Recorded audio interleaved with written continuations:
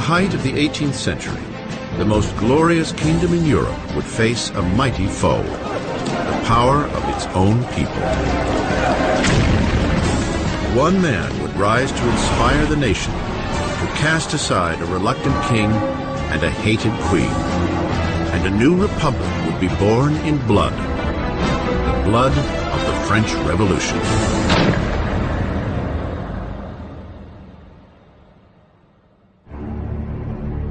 (1794), France's Conciergerie prison, an impenetrable fortress on the banks of the Seine River. Dank, rat-infested, it is known as Death's Antechamber. Inside, the voice of a young nation is about to be silenced. As his hair is shorn and his neck laid bare for the blade of the guillotine, Maximilien Robespierre prepares to pay for the cataclysm left in his wake. The explosion of events that became the French Revolution. The French Revolution is this extraordinary moment when people began to believe that you could actually recreate almost everything in a society, that you could not only change the politics, the institutions, but you could change human nature itself through political action. The French Revolution really does constitute the crossroads of the modern world where everything begins to turn in a different direction. The revolution saw a feudal land turn its back on aristocratic tradition and chart a violent new course for the future.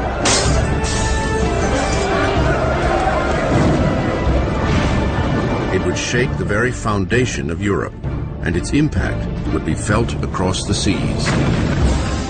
The French Revolution is the most important event in Western history. There are developments that can rival it, like the Industrial Revolution, like capitalism, but if you mean an event, I can't think of anything more important. It was the revolution that upset things the most. I mean, again, when you consider that it got rid of the Catholic Church, it got rid of Christianity, it got rid of the nobility, it got rid of the king, it got rid of all these things.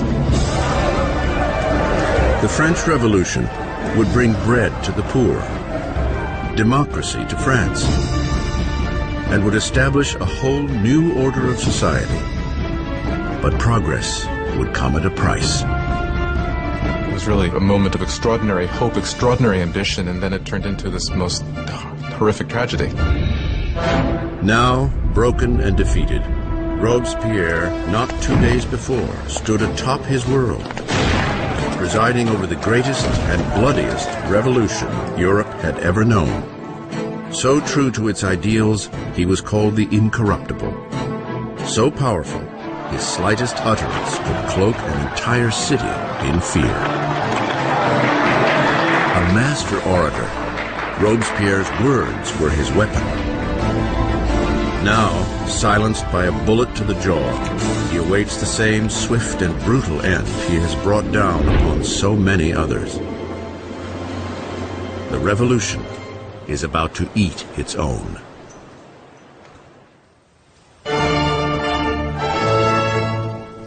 No one could have foreseen the turbulent times ahead on one spring day in 1770. The Chateau of Versailles fills to its gilded rafters with the glittering crowds of the royal court. Completed in 1682, Versailles was the crowning masterpiece of King Louis XIV. To put some distance between himself and his subjects, Louis XIV transplanted the capital of France to this small town 12 miles west of Paris, where he had built the most magnificent palace in all of Europe. For nearly 100 years, it has been the seat of the nation's unwavering monarchy. And today, it is host to a very important wedding.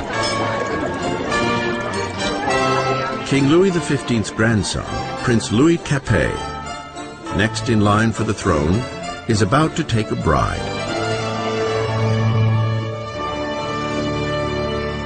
Just 15 years old on the eve of his wedding, Louis Capet is bashful and hesitant, with few of the characteristics expected of a future king, much less a husband. Louis was this pudgy, shy, painfully inadequate 15-year-old with absolutely no social graces at all. Louis XV's mistress, Madame du Barry, called him a fat, ill-bred boy.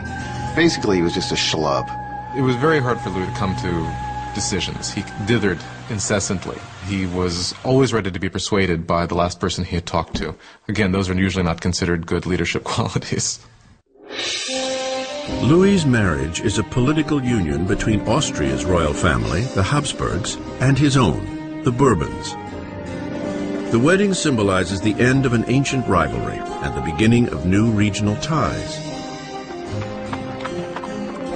The young bride-to-be arrives in France, a wide-eyed and pretty 14-year-old girl, Marie Antoinette.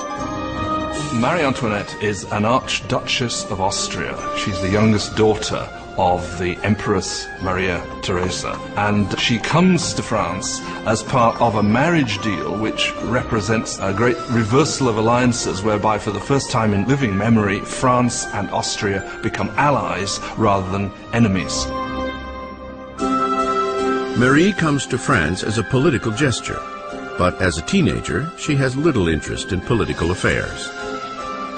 Well, when Marie Antoinette came to Versailles, she was very young. She didn't know a great deal about the country she was coming to. She didn't know about the customs. She didn't know about the court. She was certainly a headstrong girl, a very lively girl, but she was still a girl. When Marie Antoinette comes to Versailles, she is just a teenager. She is blonde with blue eyes. She is pretty, and she likes being attractive to people. And she comes with the intention of winning over her husband and her new family. On the night of the wedding, there is an ominous storm. But inside, the grandeur of the ceremony lights up the palace as the newlyweds make their way to the royal bedroom. In an age-old ceremony to encourage the conception of an heir, the king's courtiers are present as the awkward young couple is revealed in the marriage bed for the first time. The crowd is delighted and expectations are high. But once the curtains are drawn, it's clear that an heir will not be so easily produced. Louis was not only not interested in ruling, Louis wasn't particularly interested in loving either, and he paid her no attention on the first nights or even further into their marriage. Many years will pass before the marriage is finally consummated. The lack of an heir will soon spark gossip all across the kingdom that will continue to plague the couple for years to come. The grand wedding gala continues for days. But outside the gates of Versailles, there is hardly cause for celebration. Years of mismanagement by the monarchy have left the French people deprived and hungry. Nearly a decade earlier, King Louis XV lost the 7 Years' War, battling Great Britain over territory in North America. The ill-fated conflict all but bankrupted France of money and prestige, leaving the country's coffers drained, even as its population is growing bigger every day. With diseases like the plague a distant memory, fewer people are dying, but more and more of them are hungry. France grew from 20 million to 26 million in the 18th century after having grown only 1 million in the preceding 2 centuries. That put tremendous strain on what was there, and so there was a lot of anxiety. 4 years after the royal wedding, Prince Louis's grandfather loses his final battle with smallpox. Louis XV dies a defeated and unpopular king and leaves behind a country on the brink of chaos. In a lavish ceremony, young Prince Louis inherits the throne and is crowned King Louis XVI. Despite his insistence on a grandiose coronation, Louis is all too aware that he is woefully unprepared for the job. Louis XVI, the moment his grandfather dies and it suddenly is clear that he's king, he doesn't know what to do. He feels as if the world is falling in upon him. So although he's been educated in the full expectation of becoming king, he doesn't feel ready for it. For a kingdom in crisis, Louis XVI is the worst man to have on the watch. The 20-year-old king prays, "Protect us, Lord, for we reign too young." Ensconced in their royal apartments in Versailles, Louis and Marie begin their promising new lives as young monarchs, while only 12 miles away in the city of Paris, another new era is dawning, one that is on a collision course with the monarchy itself. It is a dangerous new age of ideas, the age of enlightenment.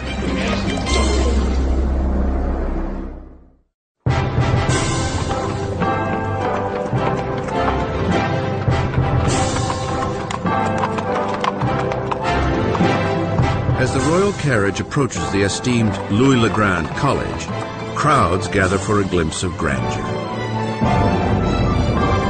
It is a day to welcome the newly crowned king, Louis XVI, and his lovely Austrian wife to the city of Paris.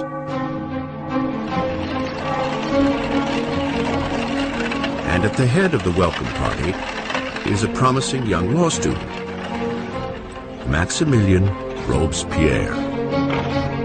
When Robespierre was a schoolboy, the king visited the college and Robespierre gave a Latin address to the king. So he actually spoke to Louis XVI when he was a teenager. As Robespierre respectfully delivers his Latin soliloquy, the king hardly notices the boy. But years later, their fates will again intertwine under very different, much darker circumstances. It was one of these rituals that take place in every school, and yet, of course, it was so charged with irony, because here you had the young Robespierre reading this discourse in honor of the man he would later kill. For now, the welcome is warm and the flattery sincere. The visit from the royals may have won the hearts of the people, but their minds are leaning increasingly in an entirely different direction. Since the Middle Ages, European society had been broken into three distinct classes, dictated by birth. There was a great divide between the wealth of the nobility and the clergy, and the poverty of the peasants. Then, at the blossoming of the 18th century, reason and science began to challenge this age-old tradition. Swept up on a current of innovation and new literature, Paris now radiates as the philosophical center of the world. The city pulses with a great flourishing of knowledge, a shining beacon of possibility. It is the age of enlightenment. The Enlightenment is a movement which says don't trust authority, don't trust anything that you've been told by anybody else at all. Think it out for yourself, test it for yourself. In old regime Europe, you were told what to think. You were given information from above by your rulers, by your priests. And so the idea that you could map out all of human knowledge and then have access to it was revolutionary. In elite salons across Paris, aristocrats gather to discuss Enlightenment authors and the burgeoning age of reason. Voltaire, Rousseau, fresh voices who champion liberty, control of one's own destiny, and above all, equality. The passion for this new literature is highest among the upper class, but as Enlightenment ideas take root at all levels of society, the drive for equality will begin to threaten the aristocratic way of life. What makes it dangerous is it means you will eventually question, why are aristocrats the ones with privilege? Can't we change the world to make it a better place? Isn't progress possible? All of that will eventually undermine the idea that monarchy is natural, aristocracy is natural, and hierarchy is natural. To see Enlightenment ideals in action, one need only look across the Atlantic, where the Americans are fighting for freedom from France's old nemesis, Great Britain. Young King Louis wants revenge for his grandfather's defeats, and he sees an opportunity in the American War of Independence. Louis commits to the cause a total of 2,000 million livres, enough to feed and house 7 million French citizens for a year. His investment would mark the beginning of financial collapse for France. America bankrupts France, in effect, because the debt which the French monarchy incurs in order to fight the American War of Independence turns out to be absolutely crucial in the financial situation of the French monarchy, because the French monarchy cannot pay those debts. While Louis sends money and troops across the Atlantic, Marie is busy incurring debts of her own. Life at Versailles is a never-ending routine of archaic ritual and formality. There are ceremonies for the waking of the king and queen, for dressing, for dining, for retiring to bed. To keep herself amused amidst the ritual drudgery, Marie Antoinette presides over a parade of increasingly outrageous fashions. Marie was obsessed with fashion, especially these towering hairdos that were several feet high. They took hours and hours in the construction and fit all sorts of ornaments and fruits, and to many people they seemed like an obscenity. They came to represent what was all that was wrong with her and with Versailles and that culture. Marie occupies herself with court gossip, gambling, and the staging of plays. As her expenses accumulate, Marie earns the nickname Madame Deficit. Marie is given the name Madame Deficit as the country is in economic chaos, and she continues to spend as if nothing's happened on dresses and jewels and shoes, and she was the Imelda Marcos of her day. Of all the debts Marie incurs, the greatest is what she owes her country, an heir to the throne. In the 7 years since their marriage, Louis and Marie have yet to produce a child. Marie finds herself in an increasingly humiliating position. The job of the Queen is to produce a male heir. It's absolutely essential for there to be a son. And during that time, people criticize, people are dissatisfied, people say the king should never have married this Austrian archduchess, and now she can't even produce an heir to the throne. Marie is desperate. Louis's appetite for food is unquestioned, but sex is clearly not on the menu. Il y a toute une correspondance entre l'ambassadeur d'Autriche et Marie-Thérèse, the mother of Marie Antoinette, questioned, if a girl as gorgeous as my daughter cannot get him going, then what is going on? Qu'est-ce qui se passe? Louis XVI and his young wife were not able to conceive for 7 years.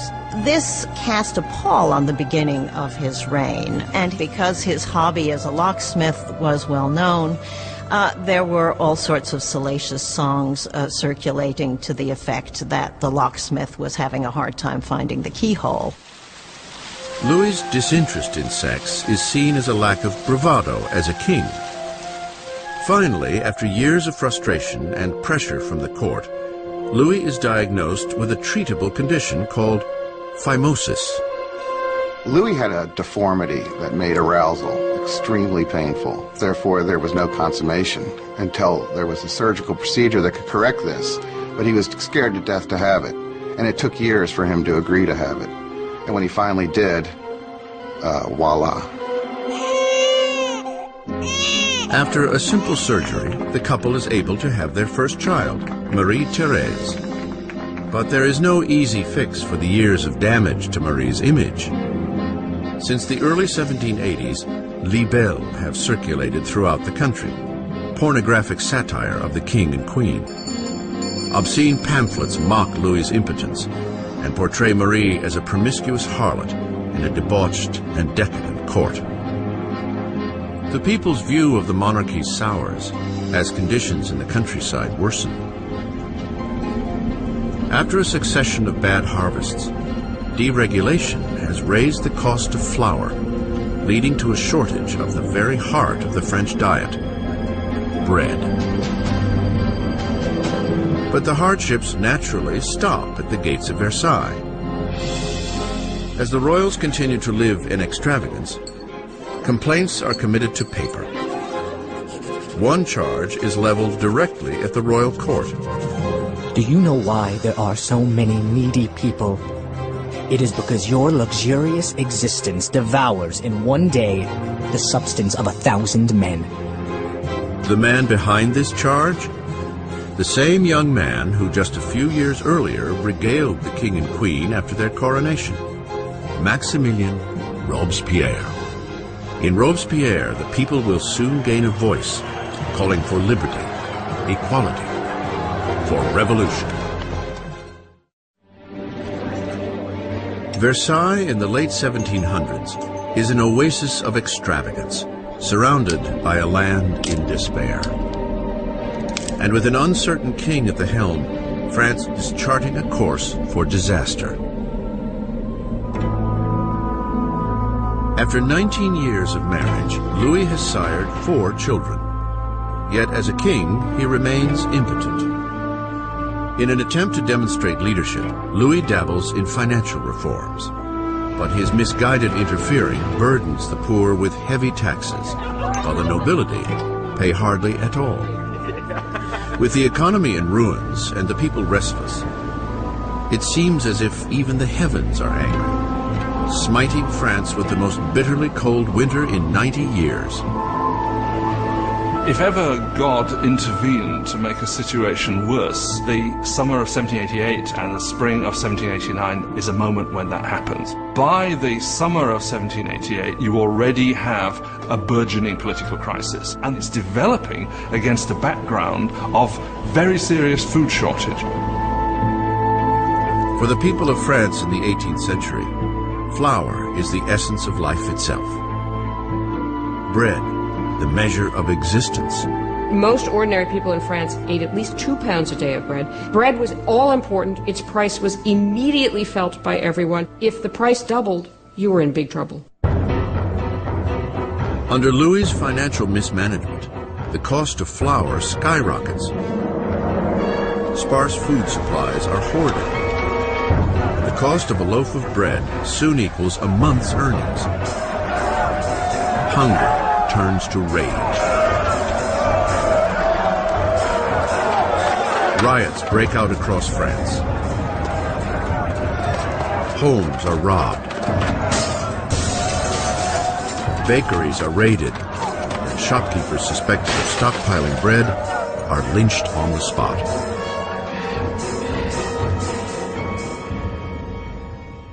With the economy in shambles, the banks force Louis to hire a finance minister, Jacques Necker. An enlightened thinker, Necker is popular with the people in a way that Louis can only envy. Jacques Necker was undoubtedly the most popular minister throughout the spring of '89 because he's taken the line publicly in his writings that the government's duty is to make sure that there is enough bread and grain for everybody. The nation in fiscal crisis, Necker urges Louis to call a meeting of the traditional representative body of the kingdom, the Estates General. It is the first time the representatives have been called together in 175 years. France was politically organized in something called the estates. The first estate was the clergy, the second estate was the nobility, and the third estate was everyone else. And by contemporary reckoning, the first 2 estates occupied 3% of the population, and the third estate 97% of the population. A lot of people felt it was very unfair for this third estate, which was most of the population, to only have 1/3 of the deputies.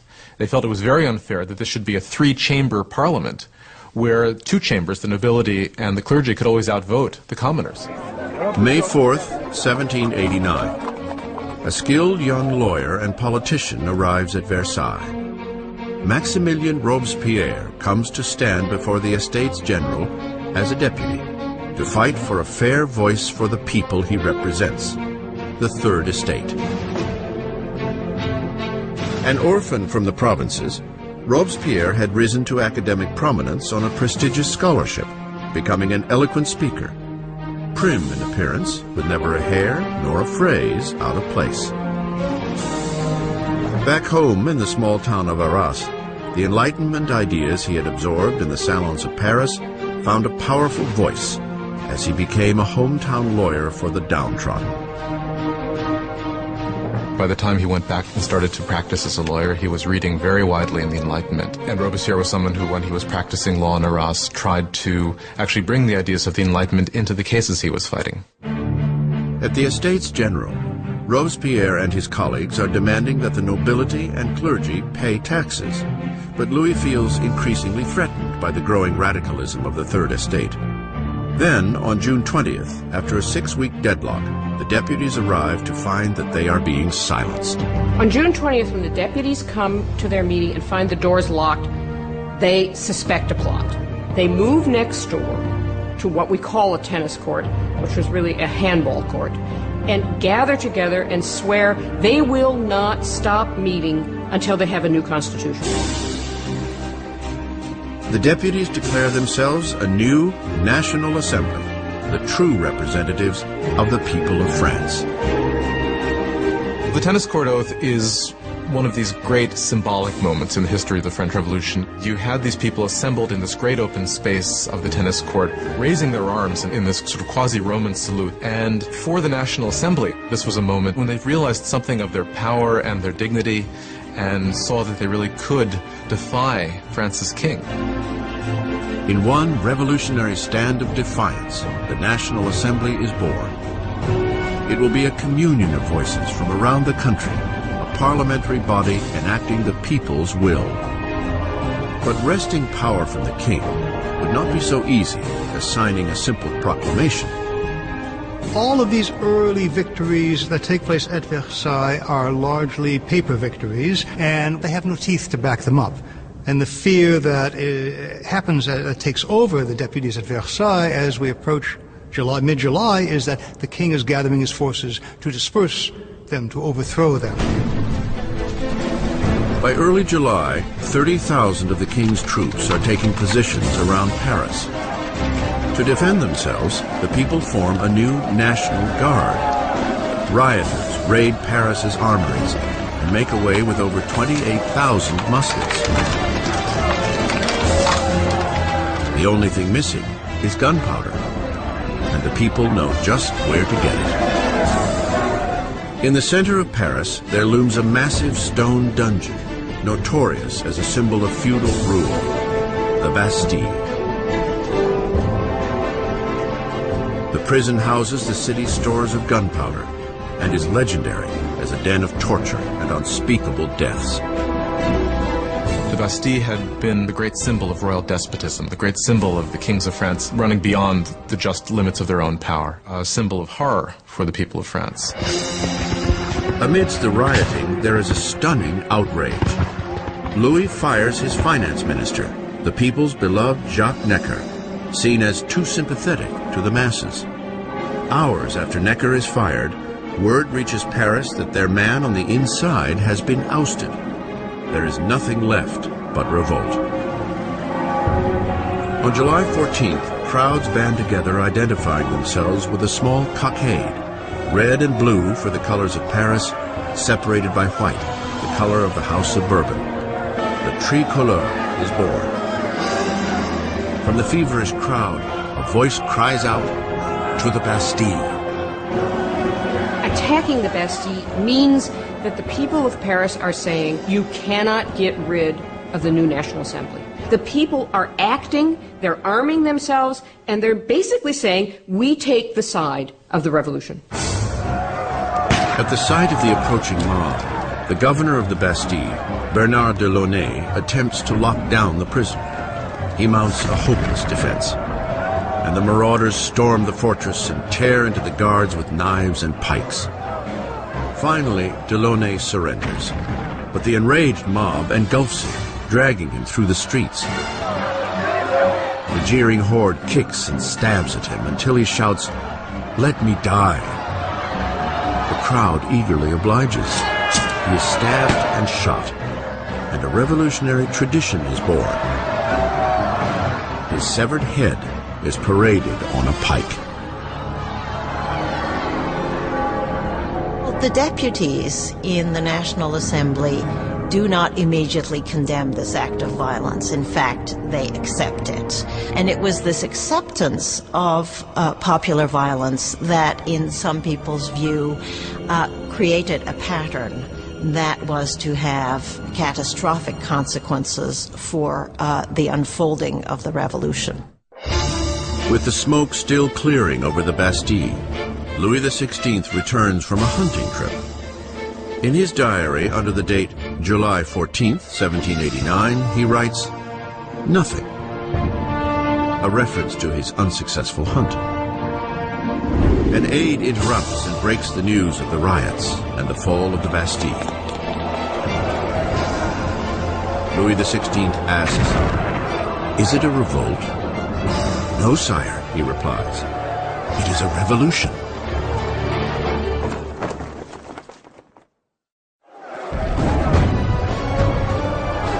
Victory at the Bastille unleashes the irrepressible torrent of revolution. The people had defied their king and won. There would be no turning back. As a symbol of the defeat of tyranny, the people, men, women, and children, dig in with bare hands and tear the Bastille apart, brick by feudal brick. They are beginning to dismantle the past itself. The French went about the process of tearing down the Bastille as quickly as they could. In the absence of powerful explosives, this was done very painstakingly, but with a tremendous amount of vigor. And the bricks were given away, sold as emblems of the demolition of despotism. The energy of the streets invigorates the National Assembly.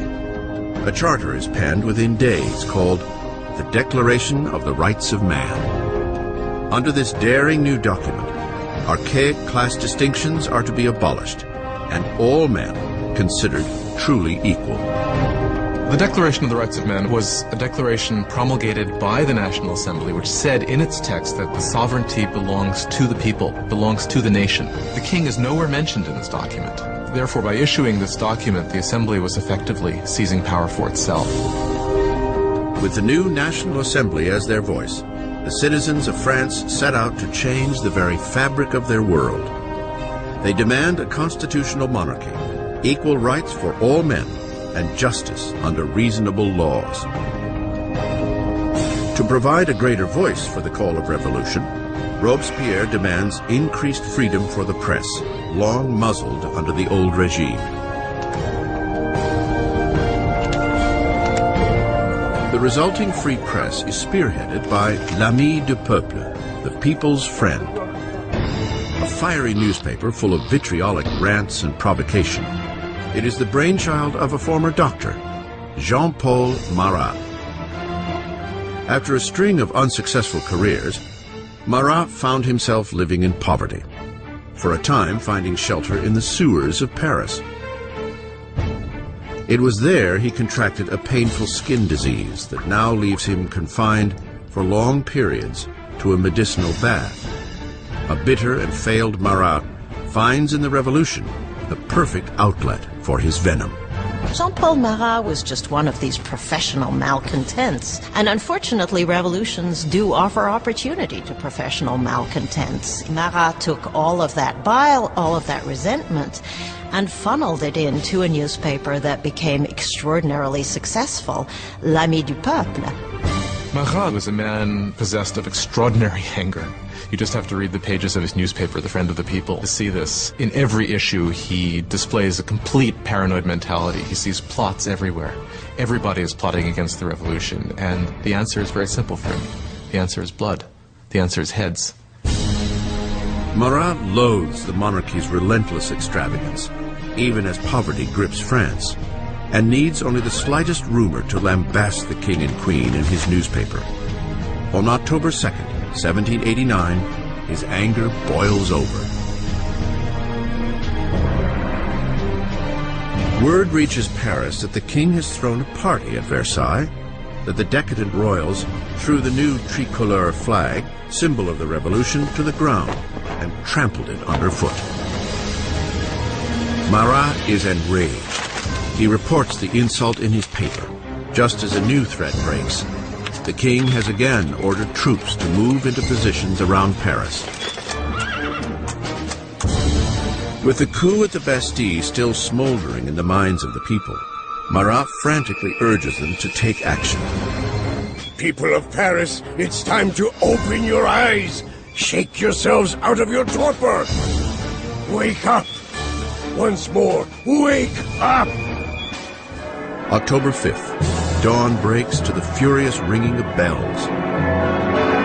Women gather near City Hall to protest the shortage of bread. And now fear of the approaching royal troops mixes with anger as news of the king's offensive party circulates through the crowd. Soon, thousands are marching to Versailles, pikes and guns in hand. The women are taking their complaints to the king. The core of the crowd was made up of the famous poissardes, the fearsome fish ladies of the central markets, who were known for their brawny build and their fearlessness. They were equipped with large knives for scaling fish. They were hugely muscular because they carted boxes. You didn't want to tangle with these ladies. These are women of the poor quarters. These are poor women which are affected by the increased price of bread, by the scarcity of products, who suddenly begin to realize that they must act. It is quite extraordinary how these ordinary women, probably most of them couldn't even write their name, suddenly act as the protagonists of the historical process. Inside the palace, word of the approaching crowd of angry women reaches the Queen's chambers. Legend has it that it is at this moment that Marie Antoinette utters the most famous line she never said. Marie Antoinette did not say, "Let them eat cake." That is a myth. Marie Antoinette, unfortunately, probably never even noticed the poor people of her country long enough to make such a statement. As the mob of women gathers outside the gates, Louis understands that the revolution can no longer be ignored. It is being brought to his front door. He agrees to sign the Declaration of the Rights of Man, yet the crowd continues to grow throughout the night. By morning, 20,000 people are camped outside the royal palace. To close the centuries of distance between the king and his subjects, the angry mass demands that the king and queen move to Paris. Indecisive as ever, Louis is weak to respond. His hesitation would provoke a fury in the crowd and put the lives of the royal family in grave danger. When they don't get instant compliance with what they want, it really looks as if they're going to massacre the Queen. A wave of women break into the royal palace screaming for the blood of the Queen. They massacre the guards, decapitate them, and impale their heads on pikes. They were like banshees screaming throughout the palace, "Give me her entrails, give me her head, I want a leg, I want an arm." I think that they had grown so frenzied that if they had encountered her, they probably would have torn her to pieces.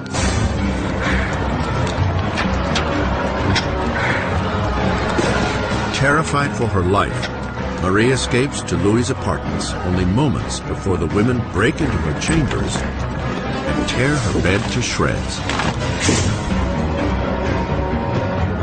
The king and queen are now at the mercy of the mob, and what the mob wants is a little attention from their king. The only way the women can be pacified is for the royal family to agree to go to Paris, because once they're there in Paris, then they can ultimately be made to do what the people of Paris want. They march 60,000 strong, leaving Versailles with carts and wagons overflowing with flour from the king's storehouses, flanking the royal carriage all the way to Paris.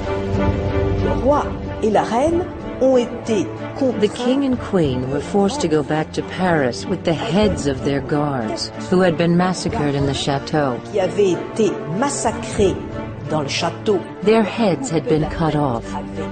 This is really a completely unbridled violence. The heads were then made up with makeup and paraded at the head of the cortege, with the king and queen following. Devant la voiture du roi et de la reine. The king and queen must make their new home in the Tuileries Palace. They will never see Versailles again.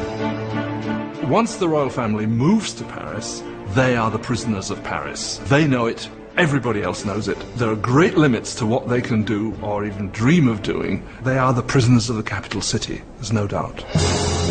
Versailles is abandoned, and the assembly moves to Paris. Power is now with the people. France will have democracy, new laws, and a remarkable and unforgiving form of justice will make its debut on the revolutionary stage: the guillotine.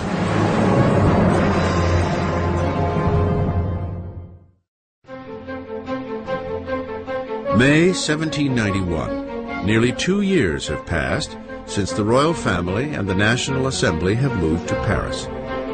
Robespierre appears frequently at the Assembly and at the Jacobin Club, a debating society named for the former Jacobin monastery where they gather.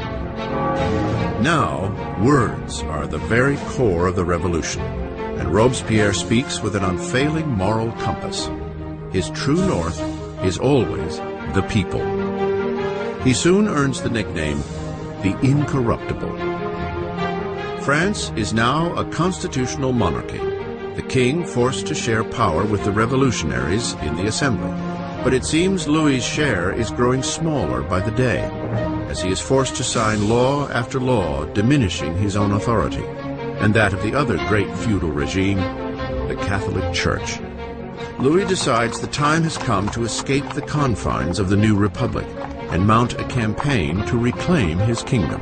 Louis had decided by 1791 that he needed to regain control of his country, and he knew he could only do that with the help of a foreign army. So the idea was to make a break from the Tuileries Palace and to head for the nearest border. June 21st, 1791. The king and queen disguise themselves as servants, and by cover of darkness, slip out from under the watchful eye of Paris. They make an ill-planned run for freedom. It is long past midnight when the royal family arrives in the small town of Varennes, some 100 miles east of Paris. They are close to the border of Austria, safety just a few miles away. But their dash to freedom will go no further.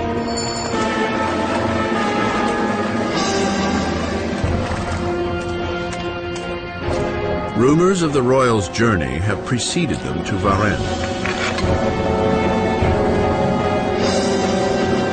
A town official stops the carriage, demanding their passports.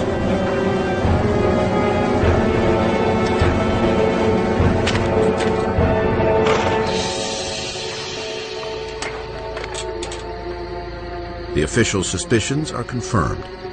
It is the signature of the king himself. The townsman is overcome at the sight of his king.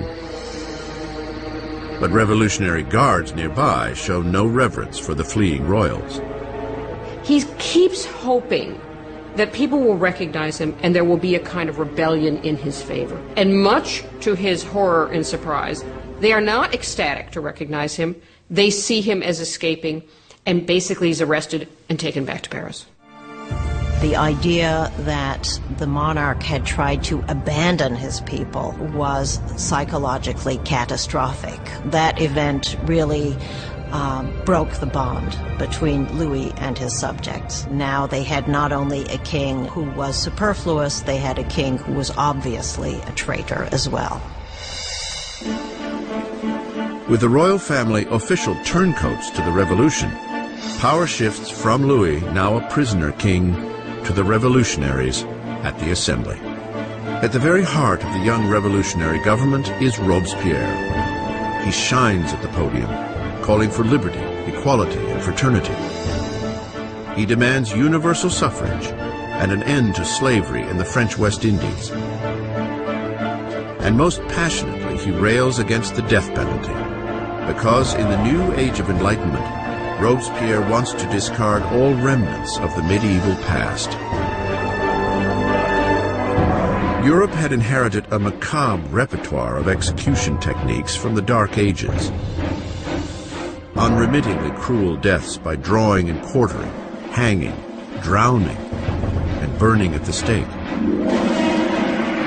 Well, under the old regime, there was a whole panoply of very gruesome punishments, and decapitation was punishment reserved for the nobility. And one of the things that the revolution wanted from the start was to have everybody equal in death. They wanted symbolically to have the same punishment available for anyone. Despite Robespierre's opposition, a new killing machine takes center stage in Paris. Physician-inventor Joseph Ignace Guillotin devises a ruthless beheading machine, turning old-fashioned decapitation into a humanitarian experience. Dr. Guillotin describes his new device to the assembly. The mechanism falls like thunder. The head flies off, blood spurts. The man is no more. Always a supporter of bloodshed, the journalist Marat prints an enthusiastic rant in his paper, announcing the device's new name, Guillotine. It will soon earn a nickname, the National Razor. The French revolutionaries believe in humane values. They believe that unnecessary suffering should not be caused. And what they like about the guillotine is that it is quick, it's efficient, and as far as we can tell, although no one has returned to tell the tale, it's painless. The guillotine will silence the revolution's internal enemies, anyone suspected of plotting to return Louis to the throne. But it's the enemies surrounding France that most preoccupy the assembly. There is a fear that members of the extended royal family who fled to Austria will launch an armed counter-revolution.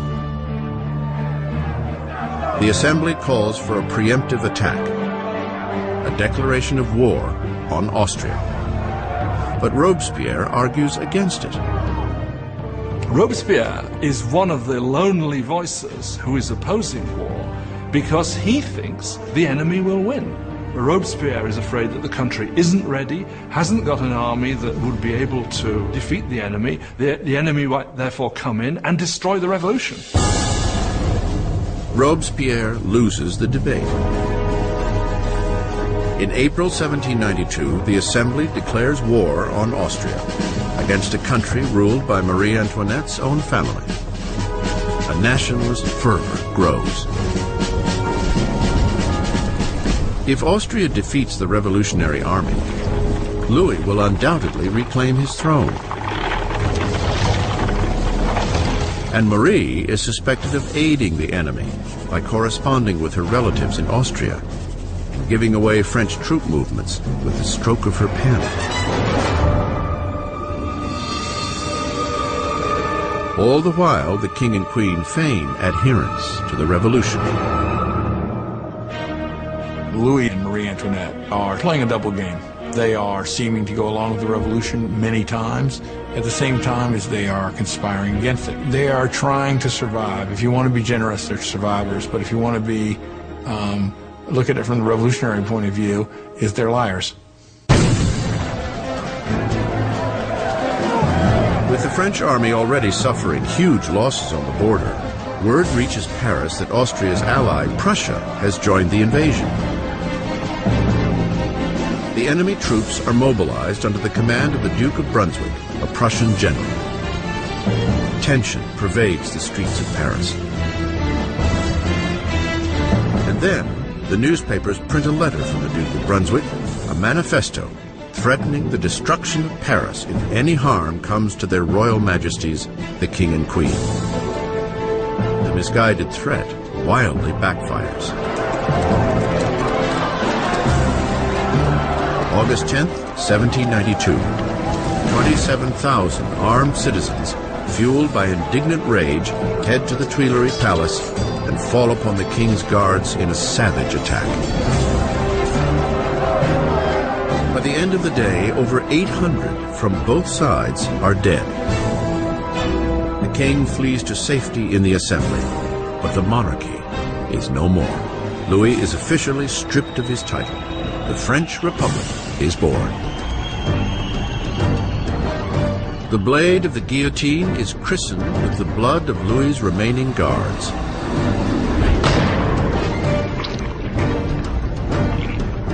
And Robespierre, once a staunch opponent of the death penalty, has had a change of heart. The birth of the new republic can only begin with the death of a king. Dr. Guillotin's chilling new device hangs over Paris like a warning. The penalty for defying revolutionary law and order. Freshly christened with the blood of the king's guards, it will soon put an end to the king himself. By August 1792, with the king deposed and the royal family secluded in the Temple prison, Robespierre and his Jacobins are locked in a battle with the moderates of the Assembly, the Girondins, for control of the national government. And on the streets of Paris, a new political movement takes hold. As a symbol of their rejection of aristocratic tradition, ordinary citizens refuse to wear the knee breeches or culotte of the aristocrats. They call themselves the sans-culottes, those without knee pants. The sans-culottes considered themselves the true people of France. They were not the poorest of the poor. They tended to be fairly well-off artisans, shopkeepers, people like that. But they were people who at least claimed to work with their hands. Not wearing the breeches, not wearing the culotte for the sans-culotte was simply symbolism of being not an aristocrat, being an ordinary man of the people. The sans-culottes seize control of Paris's city government, while the Jacobins and Girondins steer the rest of the country from the National Assembly, now called the Convention. The Convention struggles with the command of the beleaguered French army, which is swiftly losing ground to Austria and Prussia.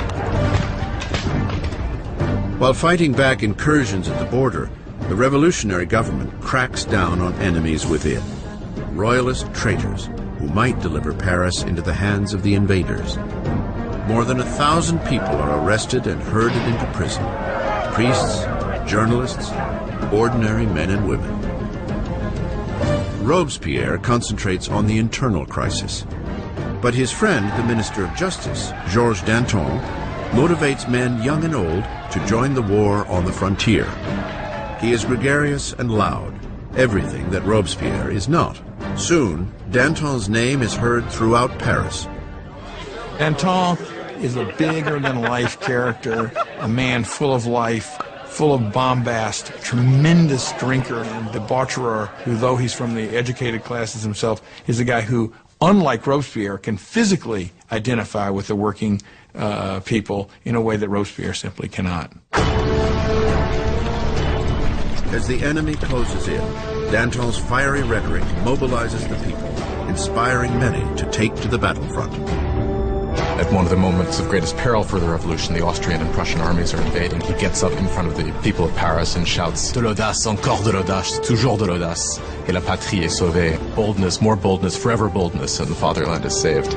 He's really one of the people who manages to rally the country against the invader. It's an extraordinary moment. With so many able-bodied men leaving for the front, Paris is left defenseless, its jails bursting with political prisoners. An unsettling fear floods the city. The growing mass of prisoners may be impossible to contain. Marat puts out a bloodthirsty call for revolutionary citizens to descend upon the prisons and slaughter all inside. The foreign armies were advancing on Paris. Had they linked up in Paris with these bitter enemies of the revolutionaries in the prisons, of course, then the results would have been fairly horrific from the standpoint of the people. In the first week of September, disastrous news arrives from the front. Prussia has taken Verdun, a town on the road to Paris. The enemy is now just miles away. The fear gripping Paris explodes. The sans-culottes break into the prisons and unleash a furious assault on the city's inmates. They will leave no traitor alive. And the sans-culottes went to the prisons, particularly the prisons where refractory priests were being held, where nobles were being held, where political prisoners were being held, and they started carrying out their own impromptu trials that were very short and that very often simply ended with slaughter. Women are raped and brutalized, priests disemboweled, aristocrats hacked to pieces. In a primeval slaughter, more than 1,600 are left dead in a matter of days. When word of the September massacres spreads throughout Europe, enemies of the revolution are sickened.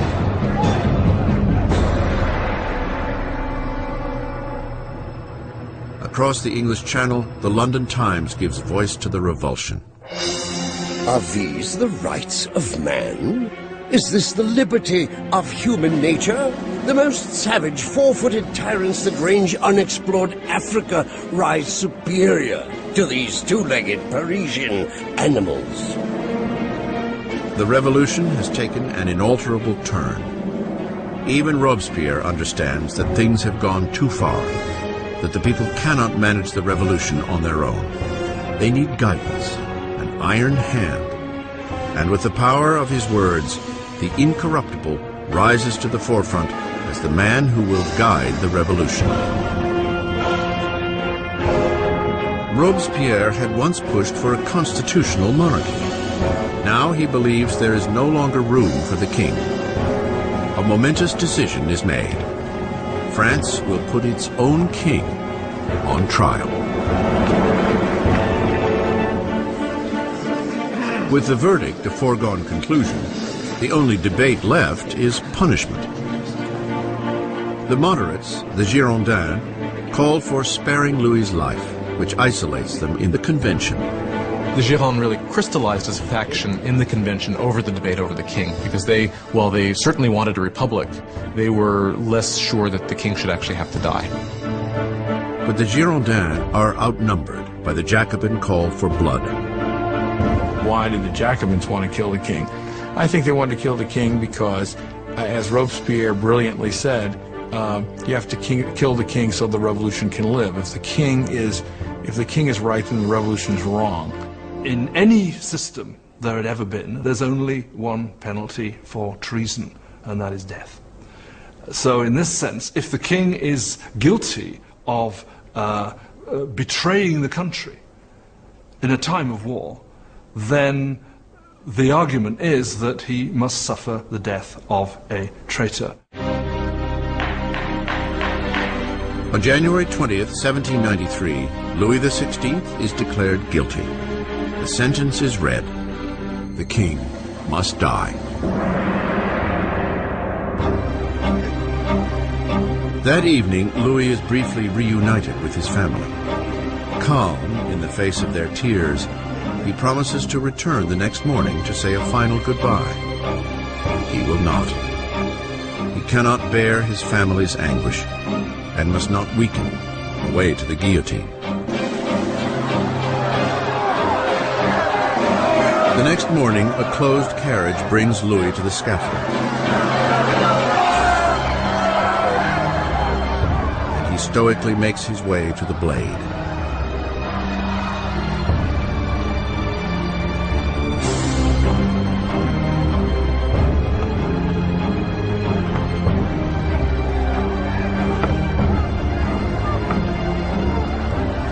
He attempts to give a speech. I trust that my death will be for the happiness of my people, but I grieve for France, and I fear that she may suffer the anger of the Lord. But the guards drown him out with a drum roll.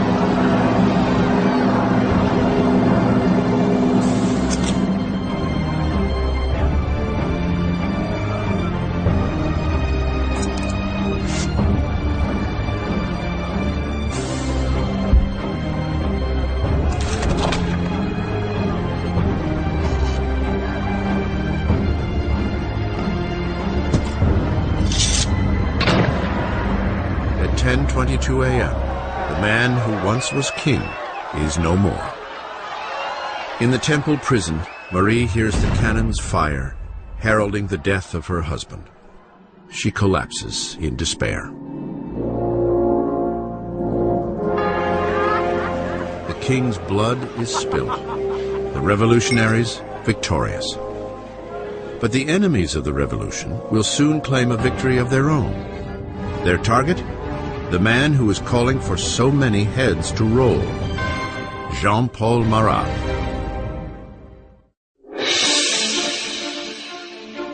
The execution of Louis XVI marks ultimate victory for the revolutionaries. A pivotal moment when a young nation, the French Republic, is literally born in blood. By the end of 1792, the radical Jacobins, believing the young revolution is in danger of being sabotaged by traitors, are steering the revolution with more and more violent means. But the Girondins, representing the people of the French countryside, want to slow the ascending violence for fear it will lead to civil war. Their most vocal opponent, Jean-Paul Marat, strikes back at the Girondins with furious tirades in his newspaper, naming those he believes are plotting against the revolution. Marat, who once called for the execution of 200, now demands 200,000 heads fall. When you look at Marat's journalism, it's got one basic principle, which is be more extreme than anybody else and call for people to be killed. If you look at Marat's journalism all the time, he's saying, if only we chopped off a few heads, then things will be all right. And when things aren't all right, if only chop off a few more heads, things will be all right. Suddenly, people in Paris begin to massacre people. And Marat is the first to claim credit for that. But the radical movement hasn't taken hold everywhere. People outside of Paris are furious at the spiraling brutality of the Jacobins and call for an end to the bloodletting. And the message reaches the lovely Charlotte Corday, an unassuming yet determined young woman from the provinces. Charlotte Corday is an average person in the city of Caen. She's appalled by the killing that's going on there, and she, perhaps rightly, considers Marat one of the chief authors of that. He's been instrumental on the radical side of the revolution. His Ami du Peuple is still calling for heads. July 13th, 1793. Charlotte Corday arrives in Paris. She knows that the friend of the people has an open-door policy at his home, where he can be found at nearly any hour soaking in his medicinal bath. Corday comes on the pretense that she carries a list of traitors, those collaborating with foreign armies to put an end to the revolution. Marat asks for the list, promising Corday that the traitors will be guillotined the next day. Having given him that, she then produces a poignard, a little stiletto, and stabs him in the chest.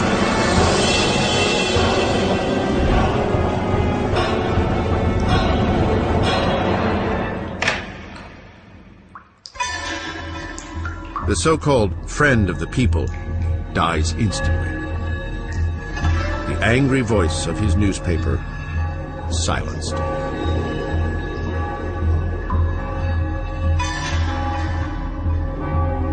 When the revolution turns bloodthirsty, it's very easy to say it was his fault. And that, of course, is what those who hated him or feared him did say, and that's one of the reasons why Charlotte Corday actually murders him in 1793, because she regards him as responsible for many of the bloody atrocities that have actually occurred. Corday makes no attempt to escape. At her trial, she is unrepentant.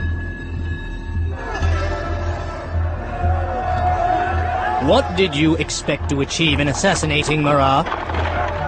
Peace. Now that he's dead, peace will return to my country. Charlotte Corday is swiftly executed, and her dream of peace dies along with her.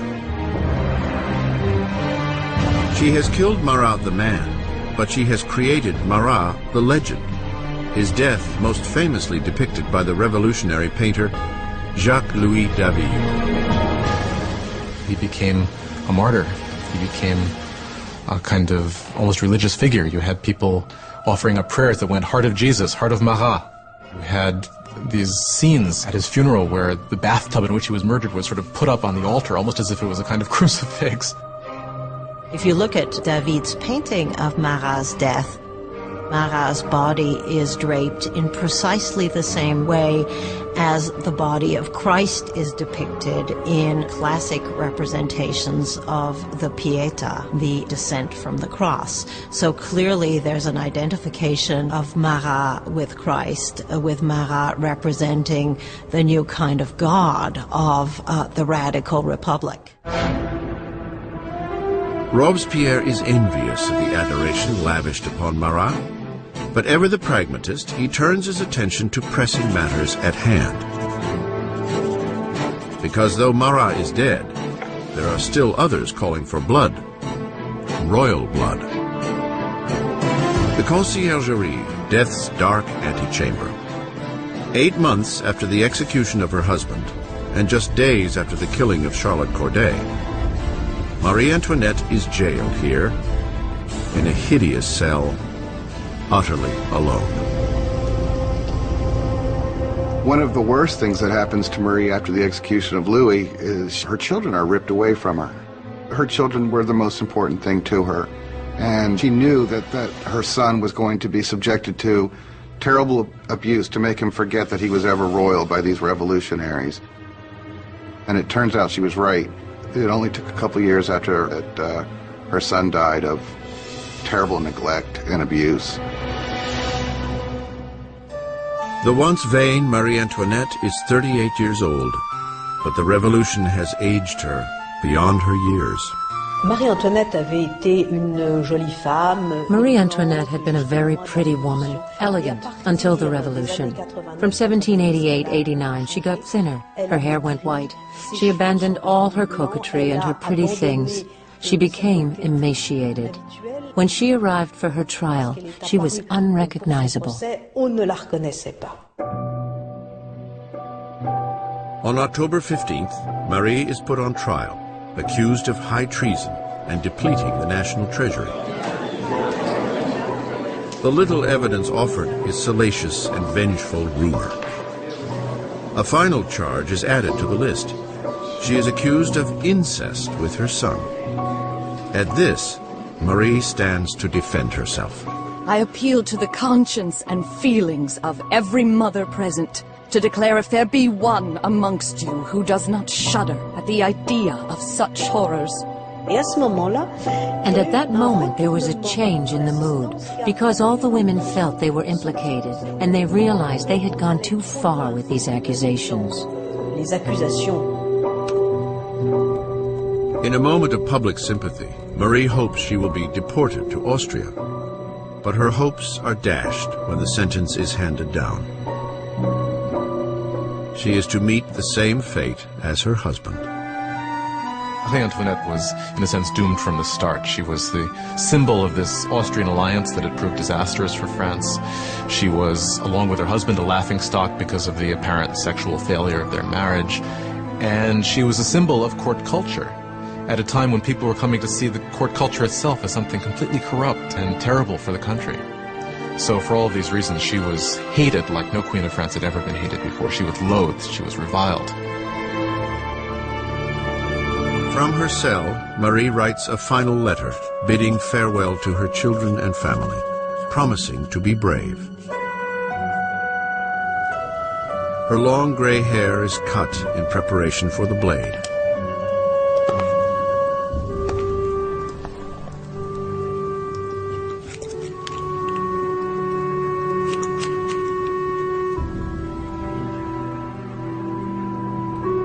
Her hands are tightly bound. As she is escorted from the prison gates, she expects a carriage. Instead, there awaits a common criminal's cart.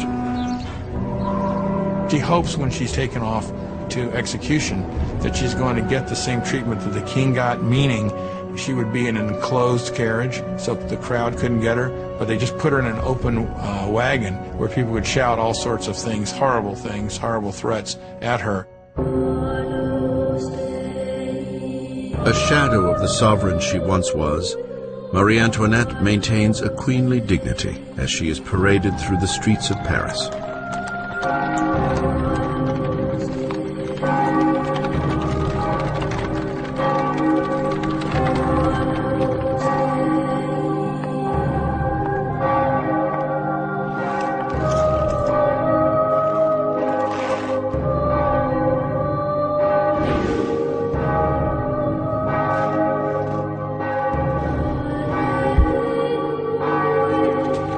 Name and the charges against her are read out.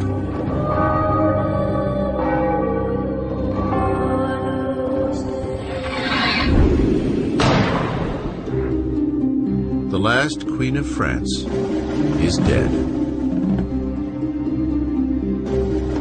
Several days later, following countless more executions, a member of the National Convention notes the pointless waste of life as one after another of his colleagues are lost to the guillotine. The revolution is like Saturn, devouring its own children, he says. Danton sniffs. Revolutions, my friend, cannot be made with rose water. The bloodshed has only just begun.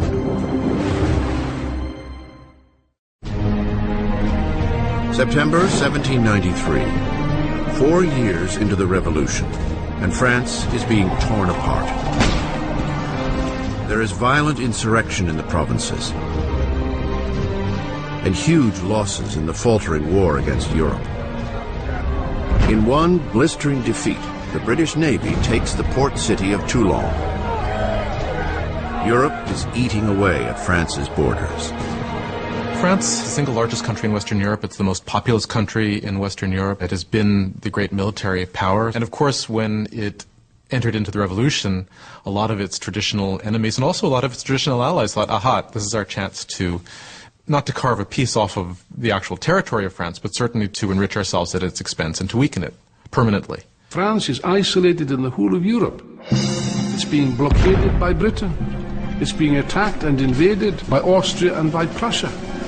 The people of Paris are seized by a fear that the victory of the counter-revolution will lead to a bloodbath. Danton and Robespierre, the star orators of the convention, realize that they must boldly strike out to save the revolution. They convince their colleagues to institute a menacing new form of martial law. It is time for all Frenchmen to enjoy sacred equality. It is time to impose this equality by signal acts of justice upon traitors and conspirators. Make terror the order of the day. Thus begins a new chapter in the revolution, a period of violent repression called the Terror. In a remarkable reversal, the revolutionaries suspend the new constitution and all the rights it was to guarantee.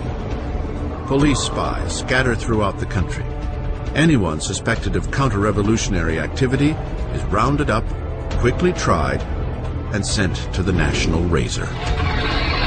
The Reign of Terror was conceived as an emergency government. What they understood by terror was striking terror into the hearts of the enemies of the Republic, so that they would be either scared straight, as it were, or arrested and disposed of. The slightest suspicion can send anyone to the scaffold. Politicians who say a kind word of the defunct monarchy. Anyone who uses the formal monsieur or madame instead of the new form of address, citizen. The air is fraught with paranoia. Neighbors denounce neighbors. The incessant rolling of the death carts rattles through the streets of Paris. Execution is absolutely hanging over people's heads in the sense that we know in Paris there are police spies, and there are quite a few police spies everywhere, standing in bread lines, listening to what the women are saying, and turning them in if they don't like what they hear. You could be turned in not just for complaining about the high price of bread, but you could be turned in supposedly even for not being enthusiastic enough about where things were going and the successes of the revolution.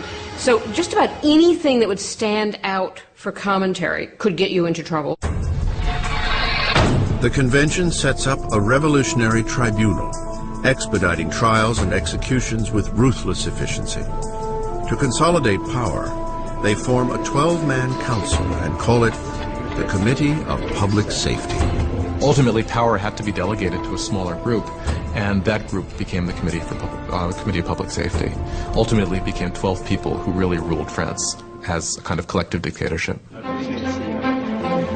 With his masterful words and revolutionary vision, Robespierre soon emerges as the committee's fiercest guiding voice. And that voice is calling for more blood. One of the paradoxes in Robespierre's political life is that he very early on is a passionate opponent of the death penalty. And of course this is thrown back in his face later when he becomes an equally passionate proponent of terror and the guillotine. He never particularly responds to that except to say, well, times have changed. The revolution has hardened Robespierre. Once an impassioned supporter of a free press, he now reinstates censorship, a vestige of the old regime. And with the church already under attack, Robespierre stands idly by as one of the most radical revolutionaries. Jacques-René Hébert proposes a new agenda: de-Christianization. When the crisis of the war and internal rebellion is at its height, people begin to say the root of all the problem is priests, is religion. And what we've got to do, if we're ever going to be safe against the enemies of revolution, is destroy the power of the Catholic Church. Superstition, fanaticism, that's what religion's all about, and therefore what we have to do is stamp out this whole thing entirely. Streets carrying the word saint are renamed. Religious icons are destroyed and replaced with tributes to the new saint, Marat. The church came to seem simply the enemy to the radical revolutionaries. Churches and cathedrals are simply stripped of their altars. Stained glass is smashed, statues are smashed. The wealth of the churches is simply carted off. Of course, for European opinion, this was something even more shocking than the death of the king. Not even the Christian calendar is spared. Years are numbered no longer from the birth of Christ, but from September 1792, the overthrow of the monarchy. It is now year 1. Months are renamed according to the seasons. July becomes Thermidor, April, Floreal. Months are broken into 3 weeks of 10 days each. The revolutionary calendar was certainly designed as a kind of weapon against Christianity, against Christian belief. Of course, by having a 10-day week, you'd no longer have Sundays, so people wouldn't even know what day Sunday was anymore. That's what they hoped. The terror spreads across France. Insurrections are put down with a vicious, unrelenting cruelty. In the city of Lyon, where counter-revolutionaries are gaining ground, the Committee of Public Safety sets a brutal example. Hundreds of rebels are tied up, marched into fields, and mowed down en masse.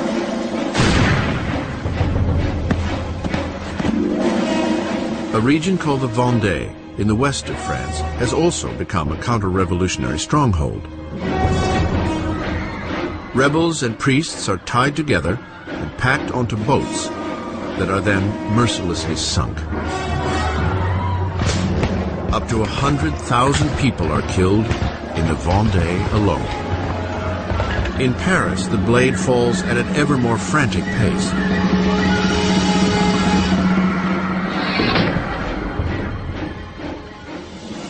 But the French armies are finally seeing victories on the frontier. Under a brilliant young commander named Napoleon Bonaparte, the French army sends the British Navy into a demoralizing retreat at Toulon. The revolution is on the rise. Robespierre is at the height of his power. He has taken on the enemies of the revolution and ensured its success through terror. For a time, the terror was very effective as a means of getting the country together, getting the government together, and fighting what was, after all, a war on several fronts. On the Eastern Front and on the Northern Front against external enemies, also a civil war in the Vendée, which was the bloodiest of all, also a civil war against the supporters of the Gironde and other revolutionaries who had turned against the government in Paris. The terror has achieved its goals, but it does not stop, and it will not stop until it devours the very man who unleashed it, Maximilien Robespierre.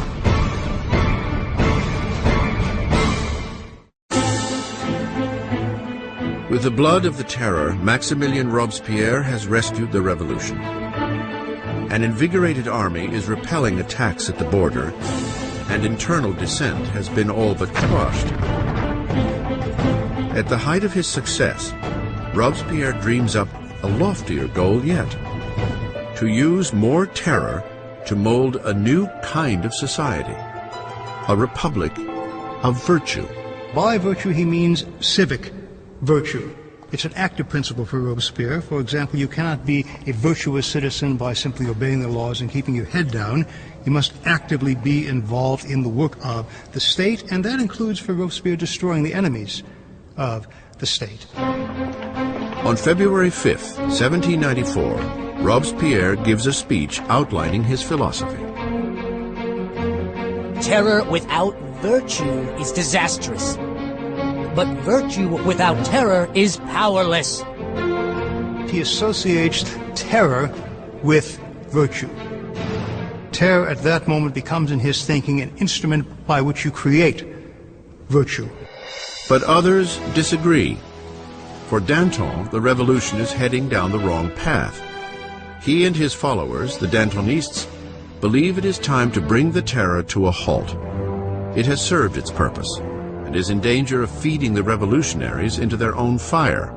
By the spring of 1794, things are beginning to go better. The food situation is no longer so bad, and the war effort is going better, and Danton is basically saying we need to get a new footing for the government. We need to move to a kind of normalization. Robespierre believes it's too soon. Danton will start organizing a group to argue that we should end the terror. Robespierre will see this as a direct threat to the government. He will not see it as just a difference of opinion about the direction of policy. He will see it as potential treason. And in Robespierre's Republic of Virtue, there is only one response to treason. The Dantonists are rounded up and quickly sentenced to death. Robespierre has sent thousands to the scaffold, but is uneasy with the blood of execution. He will not attend the beheadings of his former friends and allies. As he steps up to the blade, Danton shouts, "My only regret is that I'm going before that rat, Robespierre."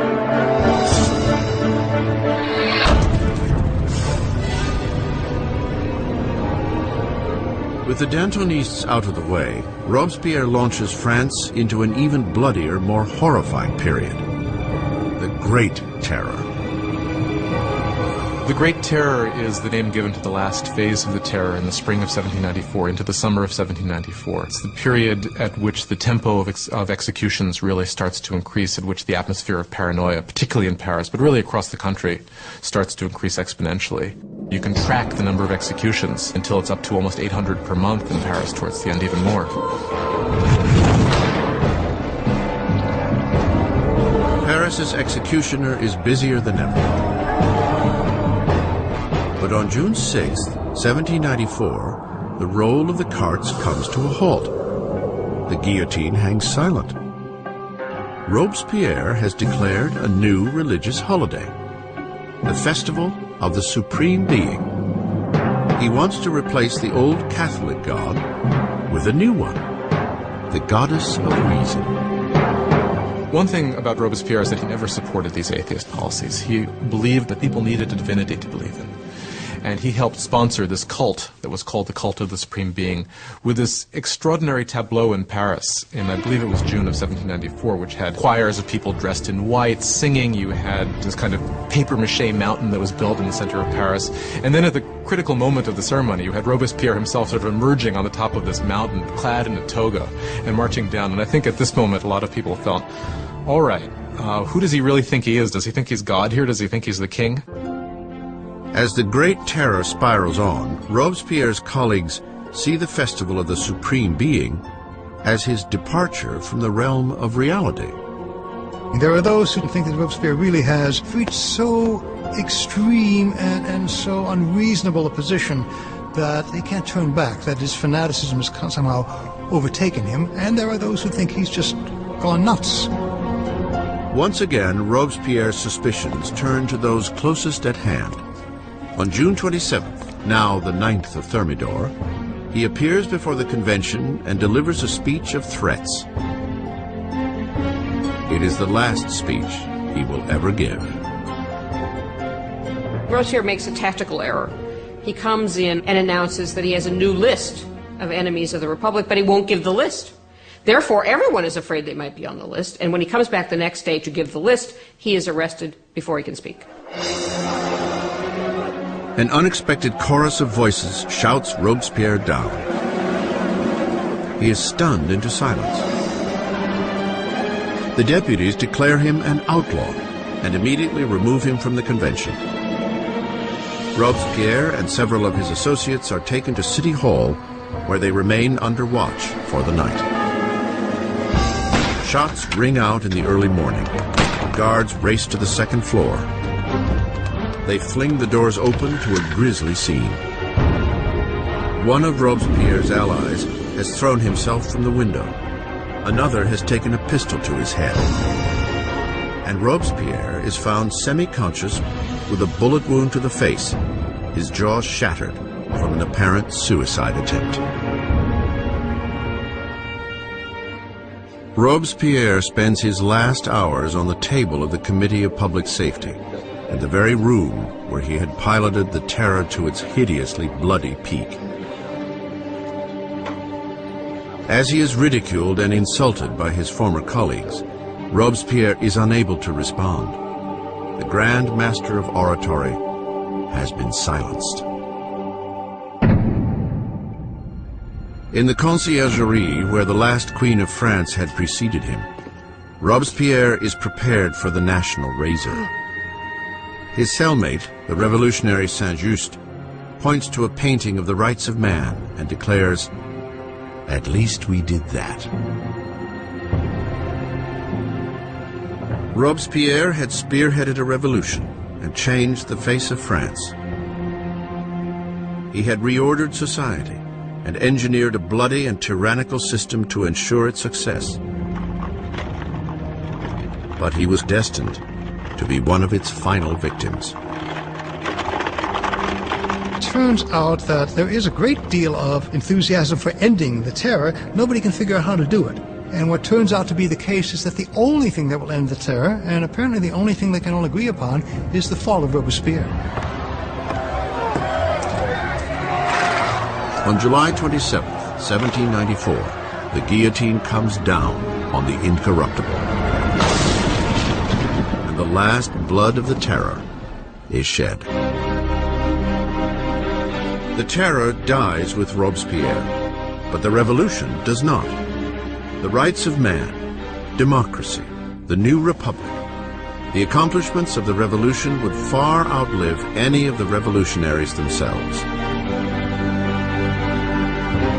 France would enter a period of uncertainty, frozen between fear of another terror, or worse yet, a return to the oppressive monarchy that preceded it.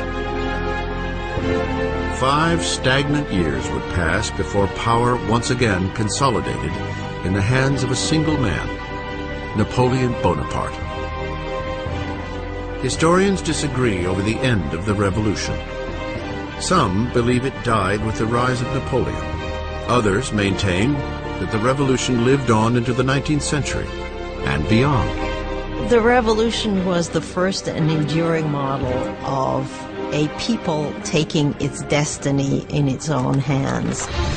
The idea that the subjects of the oldest, the most established, the most glorious monarchy in Europe could decide to completely rewrite their history was something that had extraordinary resonance.